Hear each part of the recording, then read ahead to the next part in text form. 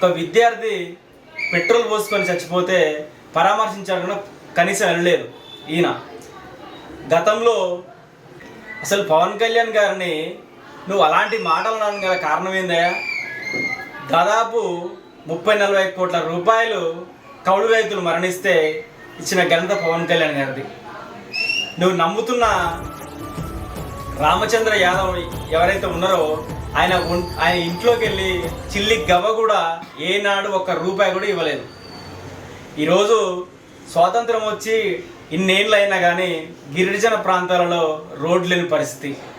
అదే కూటమి ప్రభుత్వం పవన్ కళ్యాణ్ గారి సమక్షంలో ఈరోజు వేలాది కిలోమీటర్ల దూరంలో 3 కిలోమీటర్ 4 కిలోమీటర్ ఎన్ని కిలోమీటర్లు ఉన్న కిలోమీటర్లకి ఈరోజు కూటమి ప్రభుత్వం కానీ పవన్ కళ్యాణ్ గారి చొరవతో కోట్ల రూపాయలు మంజూరు చేసి వాళ్ళకి రోడ్లు వేస్తూ ఉన్నారు. నువ్వు ఏం మాట్లాడుతున్నావు? ఒక హీరో అంటావు, జీరో అంటావు. అసలు జీరో, అసలు మీ ముఖాలు కూడా ఎవరికి తెలియదు. తెలంగాణలో తెలియదు, ఆంధ్రలో తెలియదు. 2019లో పవన్ కళ్యాణ్ గారి దగ్గరికి వెళ్ళి సీటు జనసేన నుంచి పోటీ చేస్తే ఆయనకు వచ్చిన ఓట్లు 40,000 ఓట్లు. అదే నువ్వు లాస్ట్ టైం పోటీ చేసినావు, ఎన్ని ఓట్లు వచ్చినాయి? పట్టుమని 10,000 రాలా, 4,000 ఓట్లు వచ్చినాయి. అలాంటి నువ్వు ఈరోజు బీసీ అంటున్నావు, బీసీవై పార్టీ పెట్టినావు. ఓకే, బీసీలు అందరూ ఏం కావాలంటున్నావు. ఓకే, దేనికోసం, ఎవరి కోసం? అంటే కూటమి ప్రభుత్వం పని చేయట్లేదా? పని చేస్తుంది. ఎలాంటి పని చేస్తుంది? ఇంకా వేరే ఎవరిని కూడా నేను ముఖ్యమంత్రిగా పని చేస్తాననే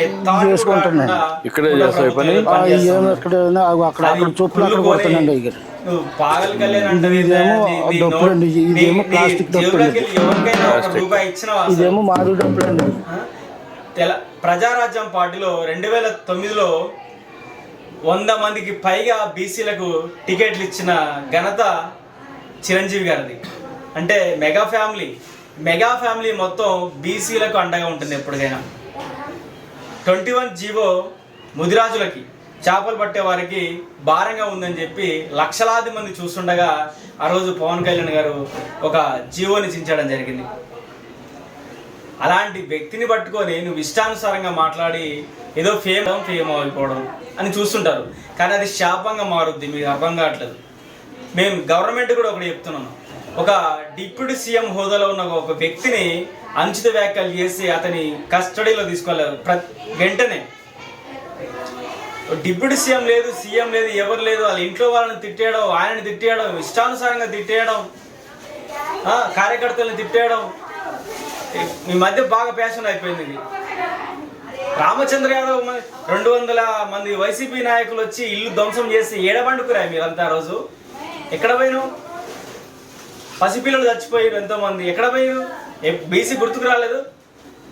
అమరావతిలో నువ్వు నిరాహార దీక్ష చేస్తున్నావు. ఓకే, వెళ్ళని గుడ్, అందరూ దీన్ని స్వాగతిస్తున్నావు. కొంతమంది నీకు జనసేన పార్టీకి సంబంధించిన వాళ్ళు కానీ కొంతమంది నీకు మద్దతుగా వచ్చిర్రు అక్కడికి. ఓకే, న్యాయం కోసం పోరాడడం తప్పులేదు, ఎవరైనా చేయడానికి. కానీ ఇష్టానుసారంగా మాట్లాడడం తప్పు. పవన్ కళ్యాణ్ గారు లాంటి వాళ్ళు దేశంలో ఒక్కరున్నా కానీ దేశం బాగుపడుతుంది. 1,000 కోట్ల రూపాయలు ఆయన ఈరోజు ఎంతో మంది బడుగు బలహీన వర్గాలకు పంచుతూ ఉన్నాడు. ఏదైతే క్రియాశీలక సభ్యత్వం మీద చనిపోయిన వారికి 5 లక్షల రూపాయలు ఇస్తా ఉన్నాడు. నీ రామచంద్ర యాదవ్ ఏడిచ్చింది చూపెట్టు. ఒకనికన్నా 1 లక్ష రూపాయలు ఇచ్చిండా, 2 లక్షలు ఇచ్చిండా? దేనికోసం పోరాడుతున్నాడు ఆయన?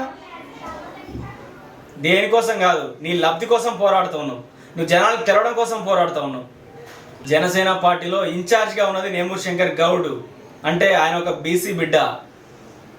ఎక్కడ చూసినా చాలామంది జనసేన పార్టీలో బీసీ వాళ్ళు ఉన్నారు. కూటమి ప్రభుత్వం కూడా చంద్రబాబు నాయుడు గారు ఈరోజు చాలామంది బీసీలకి న్యాయం చేస్తూ ఉన్నారు. ప్రతి ఒక్క సంక్షేమ పథకాన్ని అమలు చేస్తూ ఉన్నారు. ఈరోజు కళ్ళు తెరవండి, కళ్ళు తెరిచి చూడండి. మీరేదో రాజకీయ లబ్ధి కోసం ఇష్టానుసారంగా మాట్లాడితే కుదరదు. Thank you so much.